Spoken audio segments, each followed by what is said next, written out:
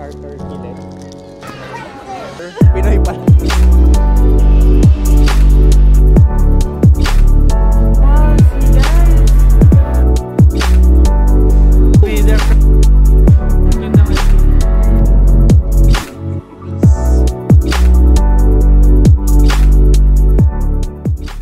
So guys, one thing na pwede nyo i-try sa Japan, very cool sa Google Maps. Pag kinlik nyo yung live view, after nyo maset yung direction nyo, makita mo sa map, may actual direction siyang pinapakita. Ayun, parang diretso ka lang, ganyan. So cool siya, try nyo. Masaya siya, parang kang may live na map na real life mo makikita yung direction. Ayan o. Hindi yata nakikita eh. Cellphone ko. Ayun. So, try nyo siya minsan pag nasa Japan kayo. Masaya. So guys, papunta kami ng Saitama Book Off and medyo nakakalito dito. Sa sa Tokaido line, anong station to? Ginza? Shimbashi. Tokaido. Kasi apat yung platform, tapos sa isang platform, iba-iba yung humihintong train. Hindi namin alam kung sasakay na ba kami. Pero sinusunod namin ito na delay yung train. So, kayaan namin mag-skip muna.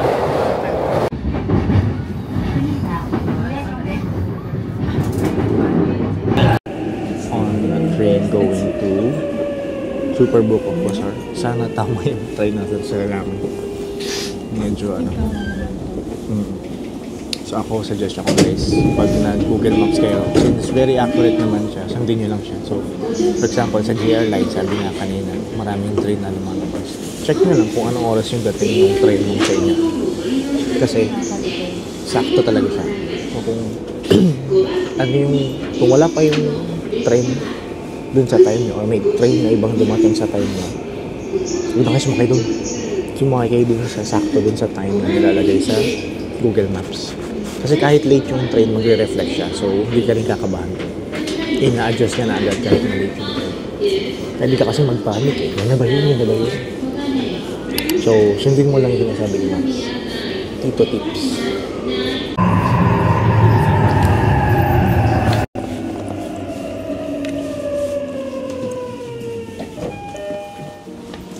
So, now we're in Toro Station in Saitama.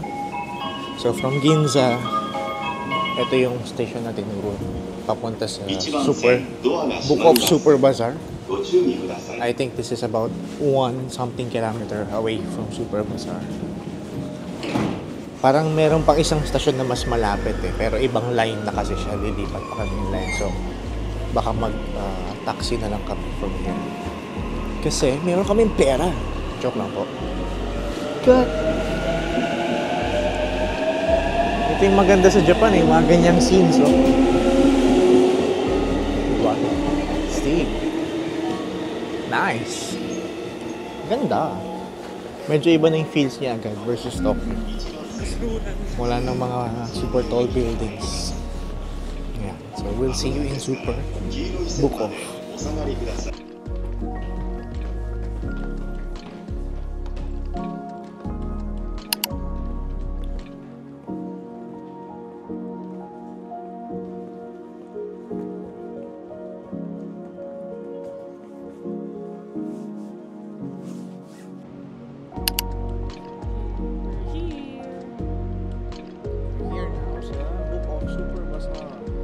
Nag-taxi kami. Yung taxi is 600 yen. Pwede na. Parang yun. So ako na-realize ko dito sa main lugar na to, marami rin yung mga usual na store na gusto mong puntahan. So for example, may Daiso na rin dito. Tapos nakita ko kanina, merong ABC Mart din na malapit. I think dito sa building na to, may ABC, Uniqlo, tsaka GU. So medyo sulit siya puntahan kasi hindi lang ito yung pupuntahan mo kung shopping yung hapon eh. Marami kang pwedeng puntahan din na usual stores na pupuntahan mo sa Japan. Na siya. Book of Super Bazaar. Marami kaya tayo napapamili. Let's do this.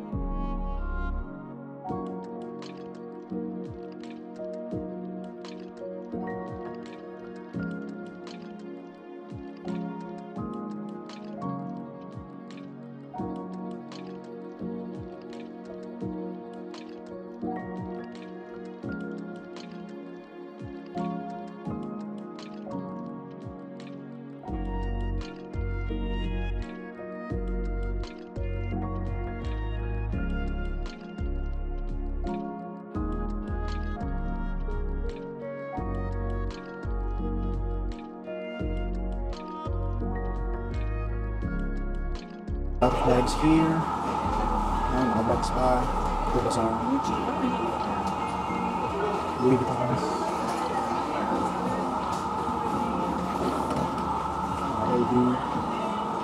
LB bags. 70,000 yen, 45,000 yen, 50% off pa. So may sale sila ngayon hanggang 29, 30% off. A few more Louis Vuittons here. Hindi para mga side bags. Nakita mo naman yung kung saan siya merong mga wearing off. So you can judge for yourself bago mo bilhin. Ayan. Ako suggestion ko, picturean nyo siya tapos i-google search nyo para alam nyo yung original price. So you can be more sure kung nakatipid ka or hindi. So guys, ito yung sinasabi ko, sample mo. So pag ayan, picturean mo lang yung item, kasi Google search mo siya. Ayan. Makikita mo na yung price. Ayan. So yung brand new niya is 412,000 and then dito sa book of 312,000 na lang siya. So suggestion ko pag namili kayo sa Japan ng mga second hand, yun yung gawin niyo. May mga appliances din siya, yung mga laptop, even nakatira ka dito, bili ka ng TV, diba?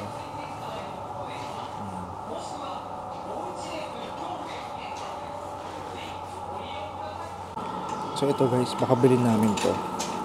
Panasonic Nanocare na parang blow dry with curl, 3,800 yen na lang. Nung sinerch ko siya, parang 24,000 yen siya, yung original. May mga AirPods din dito. Sa Sony M4. Not bad na to, kasi alam ko 10,000 to. May original ako eh. So itong 12,000, parang 3K na lang siya. Sulit na yun. And then mga earbuds here, 26,000 yen. So it's about mga 10,000 pesos. Hindi ko sulit na lang yan. Although di ko lang yung presyo. And then here, and mga iPhones. I think sulit na to. iPhone XR, 23,000. If I'm not mistaken, bababa pa siya. 20%. May mga Apple Watch din guys, ranging from mga 20k yen. 20k yen kasi mura na yun, kasi parang 6,000 something lang. If I'm not mistaken.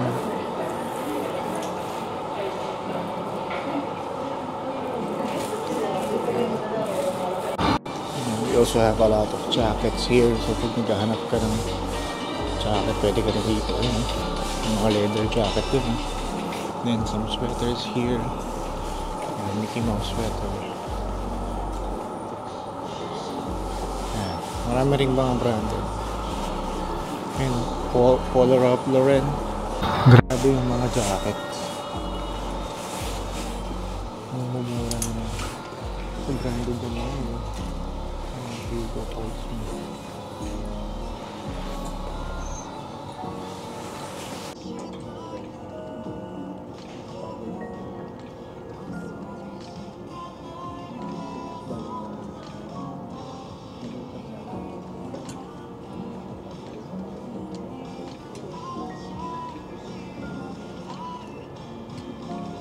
Boss.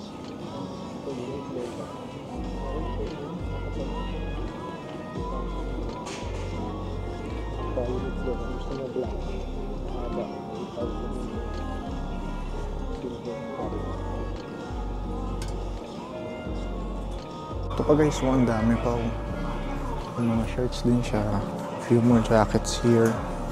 Yun, ang ganda nito. 5,000 yen lang. Ganda na ng forma mo. Korean style ka na dyan. Yung mga mahal niya nandito sa taas. North Face. 16,500. Mura na rin yan eh. 11,000. Yan. And then makakahanap ka naman yan. Kung hindi ka naman picky sa brand, tas within your fashion lang. So ito, tinan mo for example, magkano to? Pre, 800 yen lang. 100 yen, katabi. 1, 2 yen. Ano itsura nito? Diba? Iba na style mo dyan. Ito pa, 800 yen din to. Ganda na, makapal na siya sa loob. So marami ka rin mahanap kung magtsatsaga ka lang tumingin.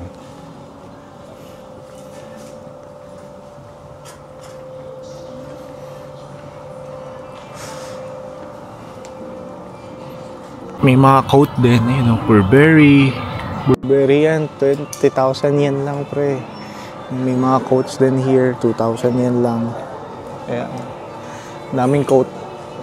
Gusto mong, medyo pang medyo pang event na coat na to. 5,000 yen lang. Then yung mga maninipis lang, mga everyday office, 9,000 yen. Ang dami Ito medyo may pagka wool, ata. Ang daming coat. So, iba-iba. Ibang kulay. Ang kalaban mo lang dito is yung size. Kasi medyo payat yung mga Hapon. So, bihira yung mga XL nila.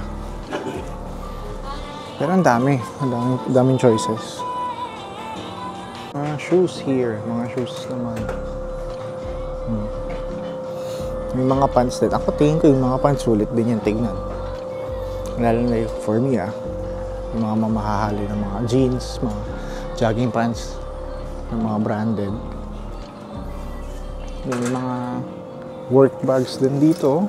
Magkano to? 1,600 yen lang. Not bad na laptop bag. Daming laptop bags here. Ayan makapal. Marami ka na malalagay dito. Magkano to? 1,600 lang din. Few more jackets, coats. Ayan. Mga pants. Is kung mapadpad din kayo dito sa Book of Super Bazaar sa Saitama, tatawid lang kayo. Maganda puntahan tong ABC Mega Stage. Sobrang mura ng mga sapatos dito. Tignan natin. Ito. Mga New Balance. Ayan 11,900, 14,000, 10,000, 12,000, 8K pa. May mga Vans na less than 10K yen. So wala pang 3,000 yan. Then Adidas, magaganda yung design niya dito. Marami akong nakitang hindi ko nakikita sa Pilipinas. Maraming magandang design. Ayan. No gatekeeping. May mga Nike pa na mura lang. Itong mga retro na parang panda. Ayan. Ang dami guys.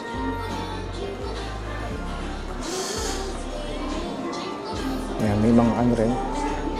A6. Mura na yan, 8,900 na A6. Nike. Mga running shoes. Ganda ba to? Ayan. So, after namin mag-shopping sa ABC Mart tsaka sa Super Bazaar, kung nandito rin kayo, tawid lang kayo, 3rd floor, may sushi ro doon. So, ayan, order tayo ng sushi. Dito tayo o-order. Focus siya kasi humahanap siya ng kanyang o-orderin.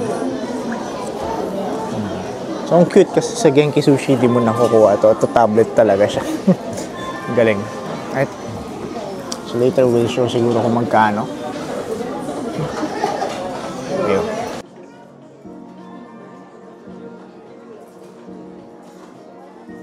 Yan siya.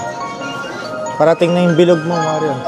まもなくご注文いただきました商品が到着いたします。 Ayan na siya.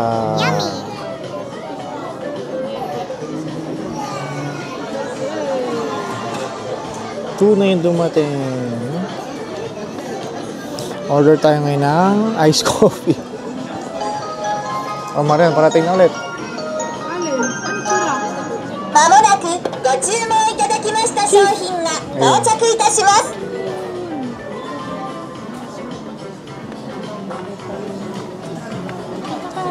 Bilis Parang 30 seconds lang. Nandiyan na siya.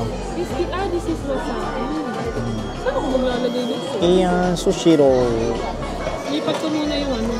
Dalawa.